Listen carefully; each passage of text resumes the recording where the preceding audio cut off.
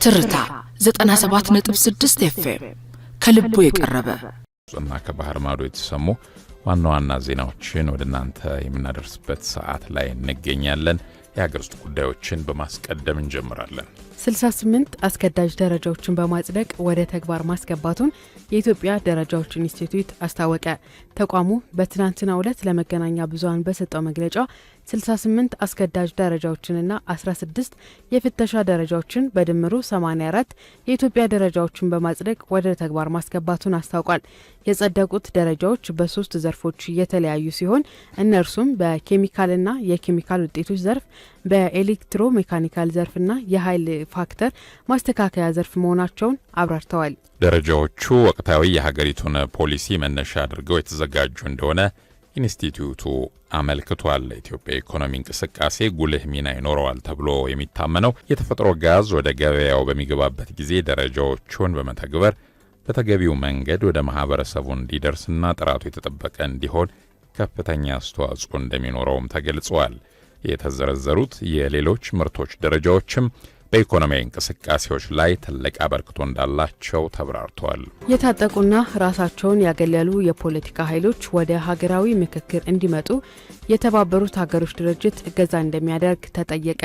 የኢትዮጵያ ሀገራዊ ምክክር ኮሚሽን የተባበሩት ሀገሮች ድርጅት ዋና ጸሐፊ የአፍሪካ ልዩ መልእክተኛን ጓንግ ኮንግን በጽህፈት ቤቱ ተቀብሎ ውይይት አድርጓል። በዚህ ወቅትም ኮሚሽኑ የተባበሩት ሀገሮች ድርጅት በአፍሪካ ቀንድ ሰላምን ለማስፈን እያደረገ ያለውን ጥረት ያደነቀ ሲሆን በኢትዮጵያም ለሚካሄደው ሀገራዊ የምክክር ሂደት አስፈላጊውን ድጋፍ እንዲያደርግ ጠይቋል። በእስካሁኑ ሀገራዊ ምክክር ሂደትም አንዳንድ የፖለቲካና የታጠቁ ቡድኖች ከተሳትፎ መቆጠባቸውን ኮሚሽኑ ገልጿል። እነዚህ አካላት የምክክር ሂደት አካል እንዲሆኑና እንዲሳተፉ ልዩ መልእክተኛውና የተባበሩት ሀገሮች ድርጅት እገዛ እንዲያደርጉ ጥሪ ማቅረቡን ትርታ ከኮሚሽኑ ሰምተዋል። በተጨማሪም የተባበሩት መንግስታት ሀገሮች ድርጅት የሀገራዊ ምክክር ሂደቱን ለማቀላጠፍና ለማሳካት የሚሰጠውን ፖለቲካዊ ድጋፍ ማጠናከር የሚቻልባቸው መንገዶች ላይ ውይይት መደረጉንም ኮሚሽኑ አስታውቋል። አድማጮች ከሀገር ውስጥ ያደመጣችኋቸው ዜናዎቻችን እነዚህን ይመስሉ ነበር። አሁን ደግሞ ወደ ውጭ ዜናዎች እናልፋለን። በቅድሚያም አፍሪካዊ ጉዳዮች እናስቀድማለን። የማሊ፣ ቡርኪና ፋሶና ኒጀር መንግስታት የጋራ የልማት ባንክ አቋቋሙ።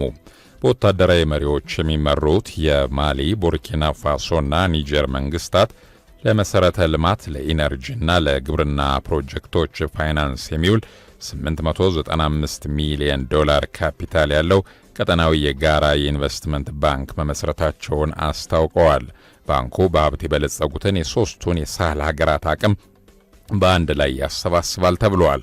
ማሊና ቡርኪና ፋሶ ከአፍሪካ ቀዳሚ የወርቅ አምራቾች መካከል የሚመደቡ ሲሆን ኒጀር ደግሞ ከፍተኛ የዩራኒየም ክምችት ያላት ሀገር ናት። የቡርኪና ፋሶ የፋይናንስ ሚኒስትር አቡበከር ናካናቦ በማሊ ዋና ከተማ ባማኮ በተካሄደው የፊርማ ስነ ስርዓት ላይ እንደተናገሩት የልማት ባንኩ መመስረት የፋይናንስ መረጋጋትን ለማረጋገጥ ለኢኮኖሚ እድገትና ስልታዊ ፕሮጀክቶችን በራስ አቅም ለመደገፍ ወሳኝ ጉዳይ ነው። ሶስቱ ሀገራት ባንኩን በገንዘብ ለማጠናከር አዳዲስ ታክሶችን ለማስተዋወቅ ማቀዳቸው ተዘግቧል። የቡርኪና ፋሶ መሪ ኢብራሂም ትራኦሬ አማካሪ የሆኑት ሰርጅ ባሊማ በወቅቱ እንደገለጹት እያንዳንዱ ሀገር ከታክስ ገቢው 5% ለባንኩ ካፒታል እንዲውል ያደርጋል ተብሎ ይጠበቃል ብለዋል። ይህ እርምጃ ሀገራቱ በውጭ ለጋሶች ላይ ያላቸውን ጥገኝነት ለመቀነስና በራሳቸው የልማት አጀንዳዎች ላይ የተሻለ ቁጥጥር ለማድረግ የሚወሰዱ ጥረት አካል እንደሆነም ተገልጿል። ከምዕራብ አፍሪካ የኢኮኖሚ ማህበረሰብ ወይም ኢኮዋስ የወጡት እነዚህ ሶስት ሀገራት በአሁኑ ወቅት ከፖለቲካዊ አለመረጋጋትና ከአየር ንብረት ለውጥ ጋር ተያይዞ ከሚመጡ ተግዳሮቶች ጋር እየታገሉም ይገኛሉ። የማሊ የፋይናንስ ሚኒስቴር አሉሴኒ ሳኑ ባንኩ የመጀመሪያ የካፒታል በመፈረሙ ምክንያት በይፋ ስራ መጀመሩን ገልጿል። ቀጣዩ እርምጃ ደግሞ ከመላው ቀጠናዊ ተጨማሪ የገንዘብ ምንጮችን የማሰባሰብ ኃላፊነት የሚሰጣቸውን የባንኩን አመራሮች መሾም እንደሚሆን አክለው ገልጿል ሲል ቢዝነስ ስታንዳርድ ዘግቦታል።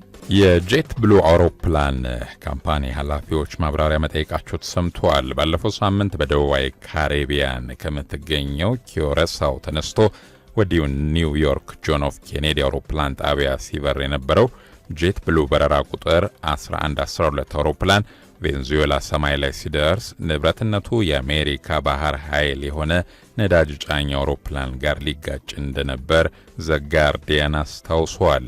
የጄት ብሉ አውሮፕላን አብራሪዎች በአየር ትራፊክ ተቆጣጣሪዎች በተሰጣቸው መስመርና ከፍታ ላይ ሲጓዙ የነበረ ቢሆንም ነዳጅ ጫኙ አውሮፕላን እንዴት በዚህ ልክ ሊጠጋ እንደቻለ አላወቁም ያለው ዘገባው ሁለቱ አውሮፕላኖች በአየር ላይ ከመጋጨት ከጥቂት መትረፋቸው አስነብበዋል። የአየር ኃይሉ አውሮፕላን የበረራ አቅጣጫ ማሳያውን አለማብራቱን የጠቀሱት የጄት ብሉ ኃላፊዎች ይህም ባለመሆኑ ከባድ አደጋ ሊደርስ ተቃርቦ ነበረ ብለዋል። አሁን በዚህ ጉዳይ ማብራሪያ እንዲሰጠን እንሻለን ማለታቸውም ተጠቅሷል። የአሜሪካ መንግስት አደንዛዥ እጽ ጭነው ከቬንዙዌላ ወደ አሜሪካ የሚጓዙ አነስተኛ ጀልባዎችን ከአየር እየደበደበ እንደሆነ መናገር የሚታወስ ነው። አሁን አውሮፕላኖቹ ሊጋጩ ተቃርበው ነበር የተባለውም በዚሁ በቬንዙዌላ አየር ክልል እንደሆነ የዜናው ምንጭ ጠቅሷል። ይህን ሰዓት አጋር በመሆን አብሮን እየሰራ የሚገኘው ከራይድ ጋር ወደፊት የሚለው ራይድ ትራንስፖርት ነው። ራይድ ድንገት ወደ 8294 ደውለው ወይም በራይድ አፕ ተጠቅመው ደህንነቱ ተጠብቆ በምቾት ተንፈላሰው ጉዳዩን በስኬት አጠናቀው አረፍ ሲሉ የቤት የመኪና የዱባይ ደርሶ መልስ ትኬት ከነሙሉ ወጪዎት ጋር እንዲሁም በርካታ የራይድ ነፃ ጉዞዎችን ጨምሮ የዘመናዊ ስልኮች ባለድል ሆነው ወደ ቤቶ ይገባሉ ይልዎታል። በ8294 ደውለው ራይድ ብቻ ሳይሆን እድልም ይጠራሉ የሚለው ራይድ ትራንስፖርት ይህን ሰዓት አጋር በመሆን አብሮን ቆይታ ያደርጋል። ሌላኛው አጋራችን ማን እንደ እናት የሚላችሁ እናት ባንክ ነው። እናት ባንክ ዘርፈ ብዙ የባንክ አገልግሎቶችን በመስጠት ይታወቃል። እናት መላ ወይም ዩኒካሽ በተሰኘው የትምህርት ቤት ክፍያ ዘዴው ደግሞ ልጆችን ከማስመዝገብ ጀምሮ ባሉበት ሆነው ወርሃዊ ክፍያን መክፈልን እንዲሁም ደግሞ የልጆችን ውጤት መከታተልን ማስተዳደርም ያስችላል። የጉዞና የመጽሐፍ ግዢ ትኬት ክፍያ መክፈል ካለባችሁም ካላችሁበት ሆናችሁ በስልካችሁ ብቻ መክፈል ትችላላችሁ። ወላጆች ምናልባት ትምህርት ቤት መገኘት ቢኖርባቸው የአጭር የጽሁፍ መልእክት እንዲደርሳቸው ያደርጋል። በዚህም የተነሳ በኢትዮጵያ የሚገኙ ትምህርት ቤቶችን አብረውን እንዲሰሩ እንጋብዛለን ይላል። ማን እንደ እናት የሚላችሁ እናት ባንክ ሌላም ዘዴ ይዞ መጥቷል። የአውሮፕላን ትኬት መቁረጥ ቢፈልጉ አሁን በእናት ተችሏል እያለ ትኬቱንም በእናት ባንክ በኩል እንዲቆርጡ ይጋብዞታል። እናት ባንክና ራይድ የሳት አጋሮቻችን ናቸው።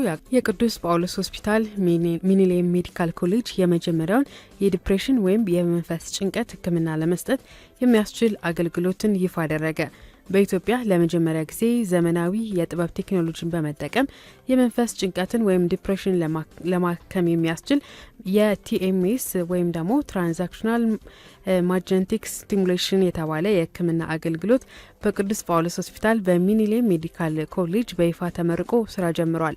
ይህ በአይነቱ ልዩ የሆነ የህክምና ዘዴ ቀዶ ጥገና ሳያስፈልግ ጽኑ መግነጢሳዊ ሞገዶችን ወደ አእምሮ በመላክ የአእምሮ ክፍሎችን በማነቃቃት የሚያከናውን መሆኑም ተገልጿል። የኮሌጁ ዶክተር ሙሉቀን ተስፋዬ በምረቃው ስነ ስርዓት ላይ እንደተናገሩት የዚህ ህክምና መጀመር በሀገሪቱ ለአእምሮ ጤና እንክብካቤ እየተደረገ ያለውን ስራ የሚያሳይና ለሺዎች ተስፋ የሚሰጥ ትልቅ ምርታ ነው ብለዋል።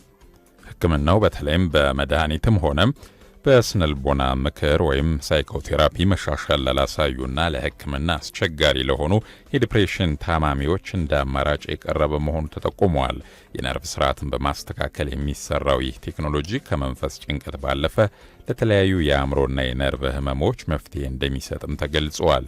ለአገልግሎቱ መጀመር የቅዱስ ጳውሎስ ሆስፒታል ስፔሻሊስት ሐኪሞች በጀርመን ሙኒክ በሚገኘው ኤልኤምዩ ዩኒቨርሲቲ ሆስፒታል ከፍተኛ ስልጠና መውሰዳቸው ተነግረዋል።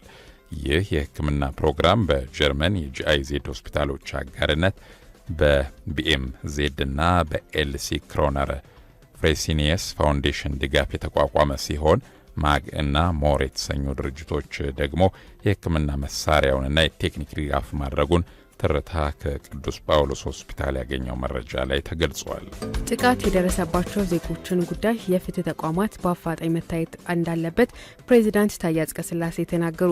ፕሬዚዳንት ታዬ ጥቃትን የማይታገስ ማህበረሰብ ለትውልድ ግንባታ በሚል መሪ ቃል ለ16 ተከታታይ ቀናት ሲካሄድ የቆየው የጸረ ጾታዊ ጥቃት ቀናት ንቅናቄ የማጠቃለያ መርሃ ግብር ትላንት ሲጠናቀቅ በመድረኩ ተገኝተው መልእክት አስተላልፈዋል። በመልእክታቸውም ጥቃት የደረሰባቸው ዜጎች ጉዳይ በአፋጣኝ ሊታይ እንደሚገባው ነው ያስገነዘቡት። ጥቃት የማህበረሰባችንን እሴቶች ይሸረሽራል፣ የሀገርን እድገት ግስጋሴ ይገታል፣ የማይገድልና የማደግንና የመለወጥ ፍላጎትን አቅምንም ይጎዳል ያሉት ፕሬዚዳንቱ የስነ ልቦና ጉዳት በመፍጠርም ጤናማና በራስ የሚተማመን ትውልድንም ያሳጠናል ብሏል። እንደዚህ አይነቱን ጽዩፍ ተግባር ለመከላከል ለማስቆም የፍትህ ስርዓቱን ማዘመን፣ የተደራሽነትና የግልጸኝነት ልኬትን ማበጀት ይገባልን ብለዋል። በዚህ ረገድም የፍትህ ተቋማት ጥቃት ለደረሰባቸው ዜጎች መተማመኛዎች በመሆናቸው የችግሩን ውስብስብነት በመገንዘብ በፍጥነትና ባልተጓተተ አግባብ ጉዳያቸው እንዲታይ ማድረግ ያስፈልጋል ሲሉ ነው የተናገሩት። አጥፊዎችን ማረምና መገሰጽ፣ ከመስመር የሚወጡና በፈጸሙት ጥቃት የሚኩራሩ ላይ ማስተማሪያ እርምጃዎች ሊወሰዱ ይገባል ብለዋል። እንደ ሀገር ጥቃት ለደረሰባቸው ሴቶችና ህጻናት ድጋፍ ለመስጠት የአንድ ማዕከል አገልግሎትና ማረፊያዎችን ለማቋቋምና ለማስፋፋት ጥረት መደረጉ የሚያስመሰግን ተግባር መሆኑንም ጠቅሰዋል። ጎጂ ልማዶችንና የጥቃት አስተሳሰቦችን ከማስወገድ አኳያ የትምህርት ተቋማት ይህን ለማረጋገጥ ጤናማ የስርዓተ ጾታ አስተምህሮ እንዲኖር ትኩረት ሊሰጡ እንደሚገባ አሳስበዋል።